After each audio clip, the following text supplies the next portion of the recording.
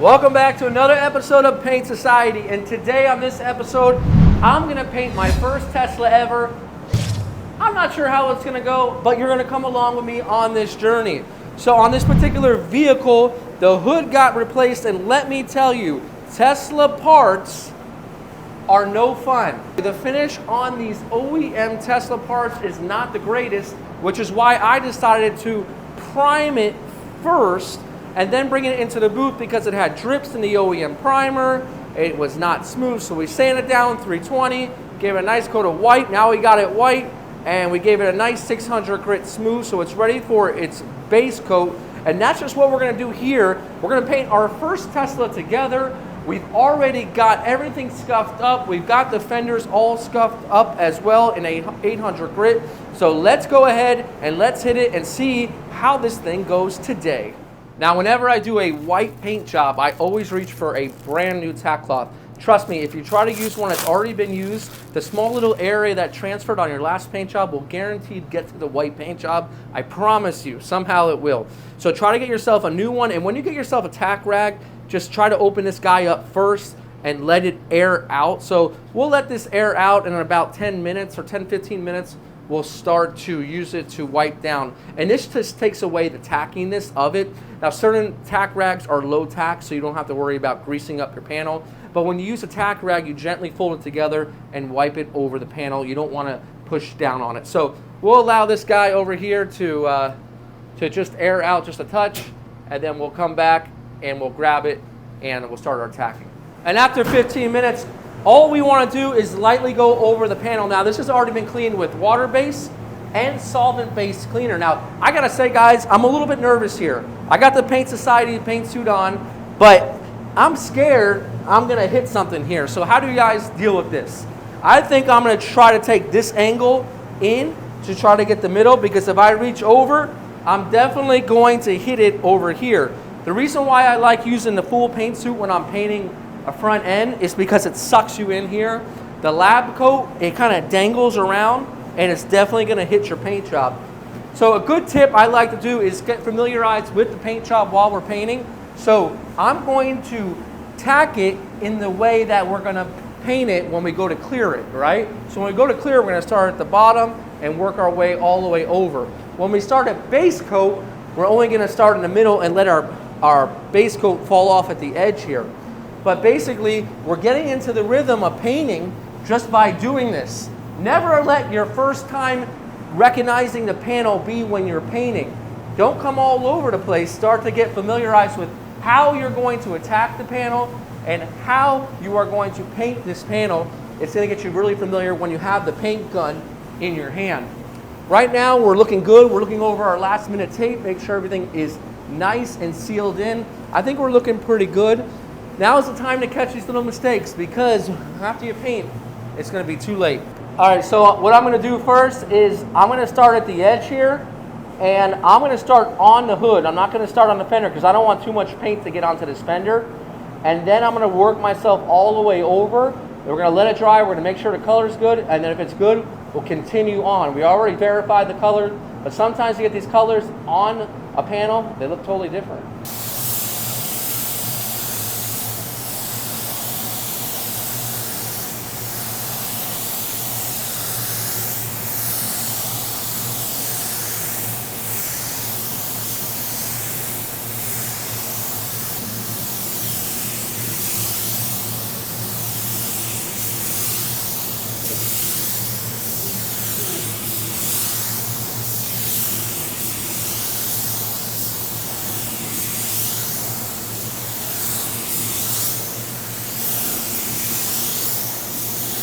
Painting an exercise is always beneficial. And about 10 minutes after the first coat has been flashing, I can notice it needs a touch more blue. So what we went ahead and did is I added 0.3 blue. We did another spray out of that, and it's looking much closer. Sometimes you just don't know until you know. Although this color will definitely blend. We haven't really started to blend it yet. I want a color that's the right color for the car. Just because you got a color that blends, it doesn't mean it's right. You understand? You want to put the closest possible match you can on the car so that the car looks uniformly the same And you know, sometimes we can go down the road and we can say, well, the car looks the same, but you can tell if you look at the front end, it's a different color than the back end. So blending really does trick the eye, but not painters. You guys know in traffic, you just sit there and look at cars, all right? People look at phones while they're in traffic. I look at cars. What do you do? All right, so this is that that new mix with that more blue. You can tell it's a little bit more blue. This was the other one. We got a little bit left. You can see here, it's just a touch bluer. Just that 1 or 2 drops, a strong toner, it'll make all the difference. So basically where we're at now is we pretty much have full coverage. I went ahead and I put one more coat of the mix that was a little bit too light. I put that on already. So now I think just maybe 1 coat of this and we should be fine. Less is more. We don't want to overload it. As long as it looks good, it's covered, there's no need for another coat.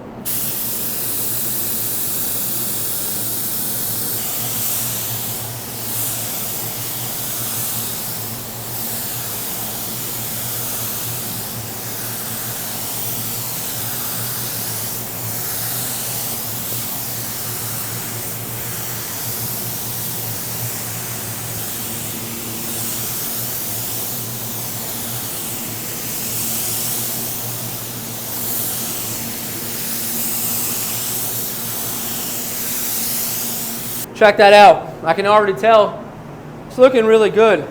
Now with these Teslas, you got to keep the paint as much as you can away from the A-pillar because you don't want that mismatch right here. So I think we effectively have done it. And also, you don't want to paint with this car pulled in the other way. We're not spraying in a high dollar booth. I know we're in a paint booth, but we're not in a high dollar downdraft booth where everything's just going down. So the filters matter. Check out the filters. What the filters are doing is they're pulling the overspray forward. We don't want to be pulling the overspray back, okay, towards the area that we don't want paint on. So think about that. Orientation of the vehicle is one of the most important things when doing a paint job, okay? So I'm happy with this. Let's let this dry. We're going to go ahead and hit up the Pearl. Pearl's going to be super simple, and then we'll clear it.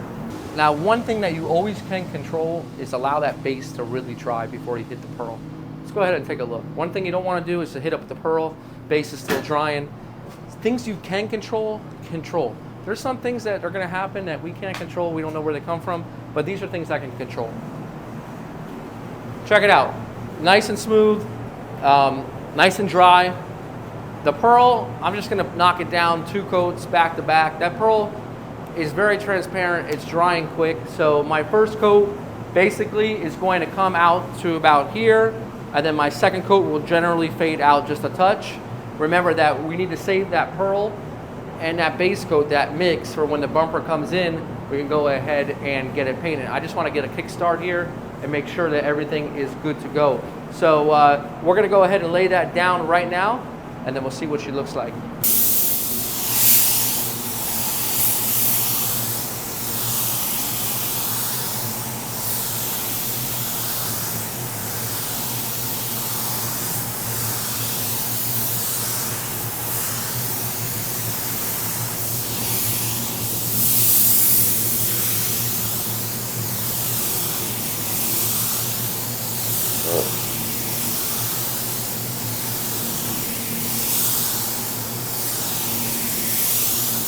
All right, we're gonna go right into the second coat. Same everything. Take it a little bit further.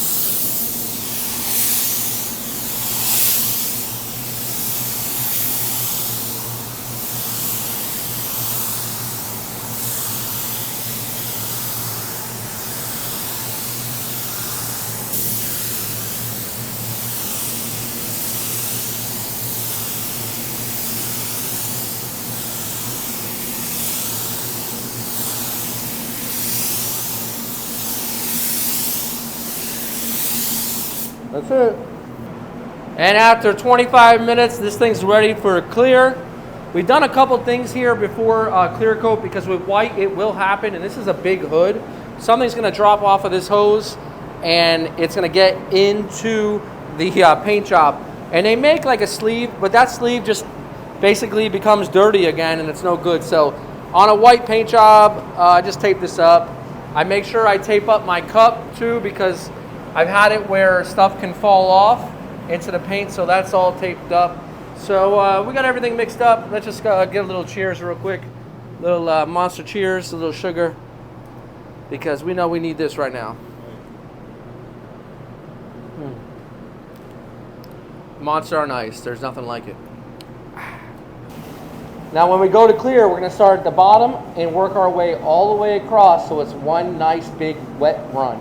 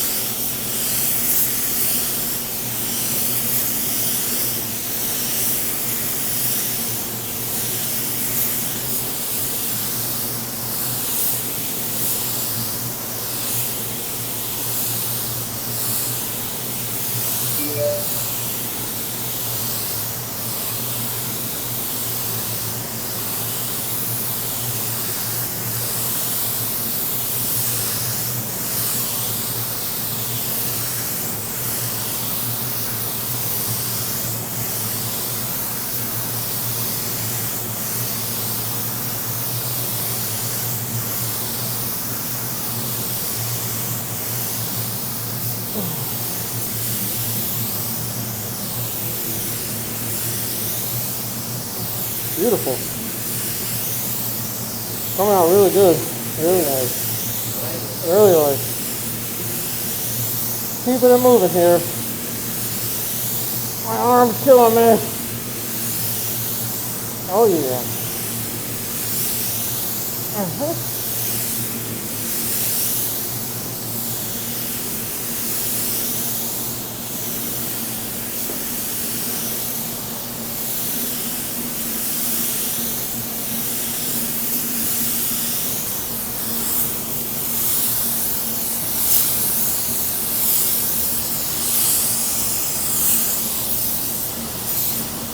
Good enough.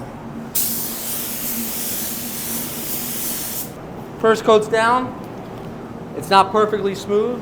Second coat will take care of all that. There might be a couple dry spots in the hood. Not dry, but not completely wet. Let's not mess with that real quick. Let's let that chill. We'll come back to it in 10 minutes.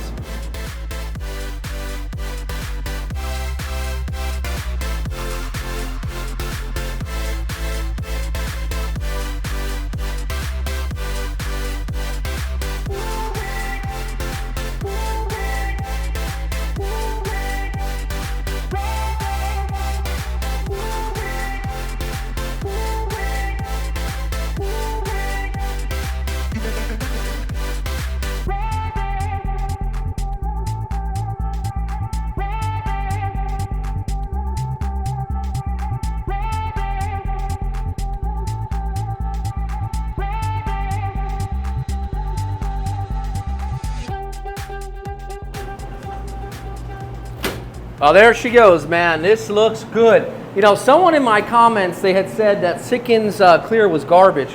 I thought that was kind of funny. All right, that's fine. I don't think so. That's got a nice factory peel on it. It's smooth. I see a piece of dirt right there. That's no problem. I needed something like this, man. I had a bad day. I was feeling down. But it's not how you start the day, it's how you end the day. And a paint job sometimes can really determine how you go home and feel. And don't let it. Don't come home in a bad mood because something that happened at work. Many times I'll come home upset, frustrated, can't sleep at night, need to get to work in the morning at 6 a.m. just to fix the problem, just to feel better. The work will always be there, but your family matters more. So try to not take the crap home that happens here, because the people home don't deserve the attitude and the frustration. They're there to support you, but they're there to also be with you and have a good time. So that's my word of advice, and that's something I've been working on in my past 2 or 3 years, coming home and just being in a better mood, regardless of how the paint job comes out. So anyways, I'm gonna go home happy today. And I know in the morning it's going to look good because this is a good clear, and I didn't over apply it. I applied it just the way it needed to be. So we'll finish up the bumper and we'll check out this thing all together. I'm really happy with the way it looks, but let's see what she looks like all unmasked.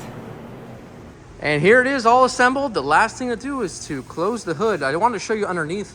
These hoods come completely glossed out. And that's one thing I really like about it. This is something that they used to do back in the day. They don't do this anymore. So it's nice to see this on Tesla. Nice shiny hood. Went ahead and cut that in first. And take a look at the bumper, guys. This thing is looking really good, really nice, because we blended everything. No mismatch in any color, and we had an amazing color match. So let's go ahead and close this up and take a look outside. And that's it here, out in the sunlight. Really happy with the way this one come out for my first real Tesla. I really like it. And we ended up buffing the hood. I did find a few more nibs here and there that we flattened out, smoothed out. Really happy with the color match here, guys. This thing is looking really good. It needs a little wash before it gets to the customer, but everything is A+. Happy with this one so far. So thanks for coming along on this one with me. And guys, this is Brian from Paint Society reminding you, don't overthink it. It's just paint. I see you guys on the next episode.